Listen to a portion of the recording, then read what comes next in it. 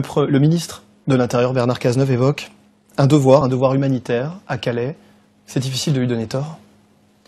Je ne vois pas très bien ce qu'il y a d'humaniste dans le projet que nous proposent depuis des années les gouvernements et ici Monsieur Cazeneuve. C'est-à-dire qu'on va déménager ces migrants, qu'on va répartir dans un peu plus de 400 villages, communes, villes et villages d'ailleurs, communes de France, sans demander leur avis d'ailleurs aux populations locales, ni même parfois aux maires, aux municipalités. Moi je trouve qu'il n'y a rien d'humaniste. Qu'a-t-on à leur proposer, qu'a-t-on à leur offrir? Il n'y a pas de travail en France et on sait très bien que le premier objectif de beaucoup d'entre eux, ce sera de retourner à Calais pour passer en Angleterre. Vous voyez, je pense que cette politique, elle n'a ni queue ni tête. D'abord parce que c'est sans fin. Cette jungle de Calais, c'est un tonneau des Danaïdes. Ça va se re-remplir ou ce sera juste à côté. On a connu Sangatte il y a 15 ans. Bon, c'est le même phénomène qui se reproduit, toujours en plus. Mais vous demandiez vous-même que ce démantèlement ait lieu et de manière franche et massive en dénonçant le fait que c'était pas le cas ces derniers mois. Donc vous avez au moins gain de cause là-dessus. Certes, mais moi je ne souhaite pas qu'il ait lieu pour les disperser dans le reste de la France. Parce que c'est exactement ce qui va se produire à partir d'aujourd'hui. Moi je souhaite que nous travaillions là-bas avec l'ONU et le HCR dans les pays d'origine. Au Moyen-Orient, dans les pays d'origine, dans la Corne de l'Afrique, c'est-à-dire des pays d'où ils viennent. Parce que tant qu'on ne réglera pas le problème de la stabilisation des États là-bas, eh bien on n'aura rien réglé. Donc il faut travailler avec l'ONU là-bas, mettre en place des campements humanitaires là-bas, mais pas en France. Mais les campements sont pleins à craquer. Or en France, ces individus... Ça dépend dans quel pays. Ça dépend dans quel pays. Il y a des pays... Au Liban, en Jordanie, c'est plein à craquer. Oui, et puis il y a des pétromonarchies, Arabie Saoudite, Qatar, etc., qui n'ont pas accueilli un seul. Voilà, donc c'est sur ces pays-là qu'il faut faire pression, plutôt que de leur faire traverser la Méditerranée au risque de leur vie. Il y en a des milliers chaque année qui perdent la vie, malheureusement, dans la Méditerranée. Et ensuite de les parquer en France, ça crée des torts pour tout le monde. Hein, pour eux, comme pour les riverains, comme pour les Français. Mais ce sont des migrants. Je pense que c'est une politique qui n'a rien d'humaniste et qui est catastrophique. Ce sont des migrants qui demandent le droit d'asile. Or, ce droit d'asile, il est accepté dans 2 cas sur 3 pour les migrants de Calais. Tout ça est totalement légal et se fait évidemment sous les contraintes du droit international. Je vous vois rigoler. Non, parce que moi je pense que l'asile, il faut qu'on le traite là-bas. Les demandes d'asile, qu'on les traite dans les campements humanitaires, dans les pays d'origine. Et par ailleurs, vous me dites aujourd'hui c'est 2 sur 3. Bon, les taux, ils sont fixés un peu comme on le souhaite. C'est ça le problème. Il n'y a plus grand-chose d'objectif là-dedans. Vous voulez dire qu'il y a des demandes d'asile qui sont acceptées sans qu'il y ait de critères objectifs? Mais bien sûr. On sait bien qu'il y a des migrants économiques et sociaux qui bénéficient du droit d'asile, alors que normalement, dans les textes à l'origine, dans sa philosophie, il est réservé à des réfugiés politiques persécutés par leur propre gouvernement. On sait bien que ça n'est pas du tout le cas de la majorité des migrants qui sont ici. Par ailleurs, ça s'ajoute à l'immigration qui continue en France, hein, l'immigration légale et illégale qui est déjà très importante. Donc, je pense qu'il faut agir là-bas, retrouver des frontières nationales. Hein, ça me paraît indispensable parce que dans le même temps l'Allemagne a déjà accueilli 1,5 million de migrants qui peuvent venir en France librement puisque nous sommes malheureusement dans Schengen et dans les règles de l'Union européenne. Donc retrouver nos frontières nationales et trouver une politique qui cesse cette politique d'immigration massive, arrêter d'être sous l'emprise du juge supranational qui fait qu'aujourd'hui, expulser un clandestin, alors que ça n'est que l'application de la loi, c'est devenu un parcours du combattant. Voilà pour les critiques. Vous seriez au gouvernement ce sont des propositions aussi. Ce sont des propositions. Qu'est-ce que vous auriez fait aujourd'hui, très concrètement, sur la jungle de Calais? J'aurais regardé concrètement les choses, et il y a beaucoup de clandestins dans cette jungle, j'aurais appliqué la loi, c'est-à-dire reconduite des clandestins dans leur propre pays, dans leur pays, ou si le pays est vraiment en guerre, ou si la région d'origine est vraiment en guerre, dans un campement humanitaire géré par le HCR et l'ONU, à côté du pays d'origine. Donc vous taxez le gouvernement de Parce qu'on parle beaucoup de ce qui se passe là, on parle pas des riverains, on parle pas des routiers, on parle pas des commerçants, on parle pas de tout ce qu'il y a derrière cette politique d'immigration massive. Ce sont des turbulences qui sont catastrophiques. La préfète du Nord-Pas-de-Calais le disait encore il y a quelques instants sur notre antenne, elle parlait bien des commerçants, elle disait que tout ça a été fait notamment aussi pour quel qualificatif pour parler de ce qui est enclenché aujourd'hui par le gouvernement sous l'impulsion de François Hollande? Bon, c'est un coup d'épée dans l'eau. Voilà, c'est inutile. Enfin, je veux dire, ça va créer beaucoup de tort dans beaucoup de communes de France qui n'ont rien demandé à personne. On ne saura pas comment les accueillir, on n'a rien à leur proposer, et ça ne règle pas le problème de fond parce qu'on sait que de nouveaux flux de migrants sont en train déjà d'arriver. Bref, c'est une politique qui n'a ni queue ni tête. On ne voit pas la fin de cette politique, on ne voit pas quand est-ce que ça va s'arrêter. Pensez-vous que la France ait des capacités d'accueil de millions de populations? Ça fait déjà 40 ans qu'elle accueille énormément d'immigration légale et illégale. Je veux dire, ça devient folie. Nous avons 10 millions de pauvres, 6 millions de chômeurs dans notre pays, et déjà des ghettos communautaires, des ghettos de zones de non-droit, et on nous demande d'ajouter encore de l'immigration. Enfin, tout ça, ça n'a aucun sens, et je pense qu'il est temps qu'on arrête cette politique qui date de la droite et de la gauche. Hein. Il n'y a pas de différence. Sangatte, c'était la droite. Calais, c'est la gauche. La faute à qui?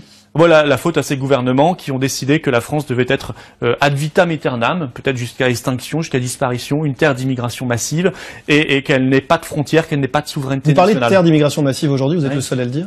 Non, je pense qu'on est, malheureusement, il y a beaucoup de Français qui le constatent. Bon. Voilà. L'assimilation est possible, entendons-nous bien. Hein. Moi, je crois en l'assimilation. Elle s'est produite d'ailleurs dans notre histoire. Et il y a toujours des cas individuels d'assimilation républicaine, des gens qui aiment la France, qui apprennent le français, qui s'insèrent parfaitement dans la société française. Et bien sûr qu'il y en a. Mais elle n'est pas possible quand le nombre est trop important. Ça me paraît évident, surtout en période de chômage de masse. Florent Philippot, pour l'actualité, c'est aussi la police. Pour la première fois depuis une semaine, les policiers n'ont pas manifesté la nuit dernière dans les rues de France. Du moins, ça n'a pas été signalé encore. Qu'est-ce qu'on peut dire sur la situation? Vous évoquez, une présomption de légitime défense. Qu'est-ce que ça veut dire concrètement? Qu'est-ce que vous demandez?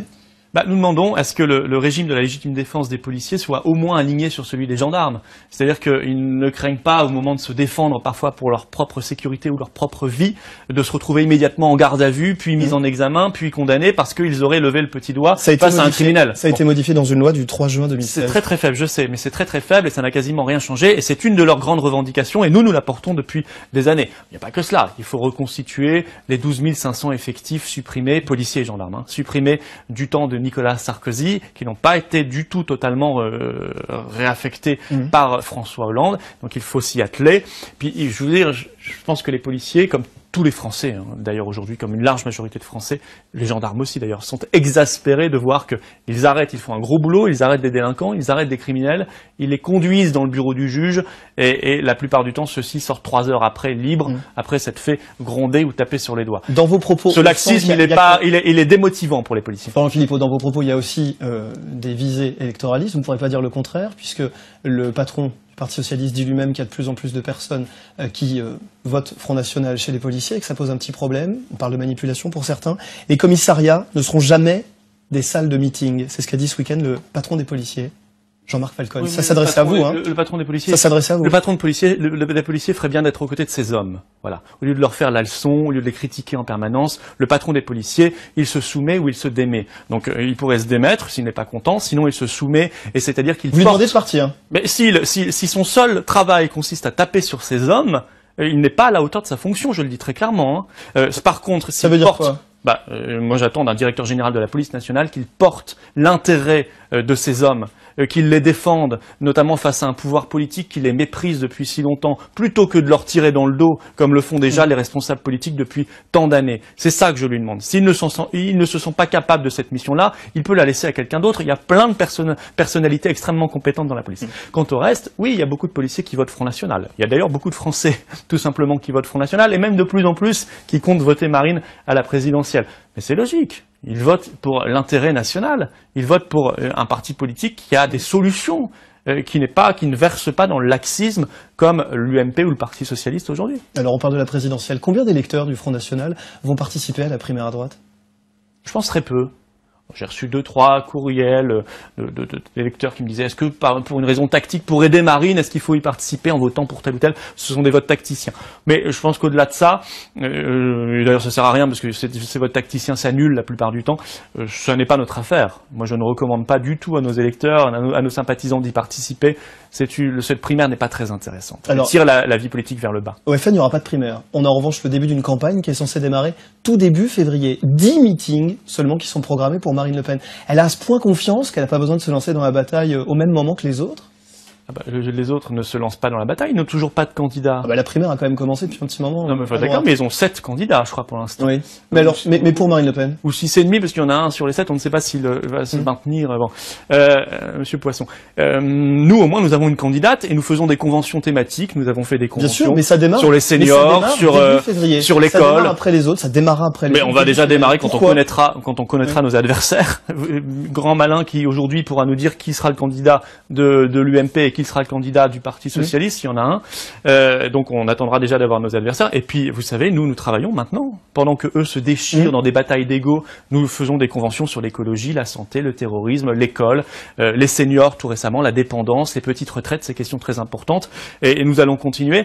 Et je pense que c'est l'honneur de la politique que de parler de fond et d'idées, de convictions, et pas simplement de donner le triste spectacle de gens qui se détestent et qui se font la guerre en permanence. Pour faire une campagne, il faut de l'argent. Il paraît que vous n'avez plus rien du tout dans vos caisses. 4 millions d'euros quand il en faudrait 12 pour faire un premier tour. Ben je pense qu'on va régler le problème. Mais il n'est pas réglé aujourd'hui. Ben non, parce que les banques françaises ne prêtent pas. Les étrangères non plus, il paraît. Les Russes veulent plus vous donner d'argent.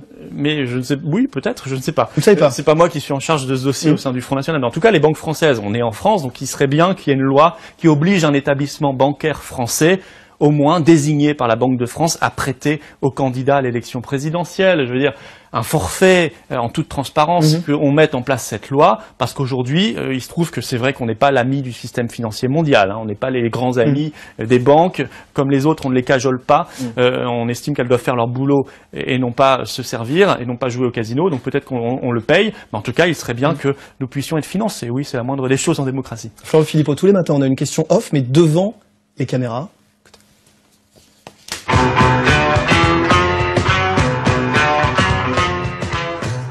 Est-ce que vous aimez votre surnom au Front National, Philippot Ier?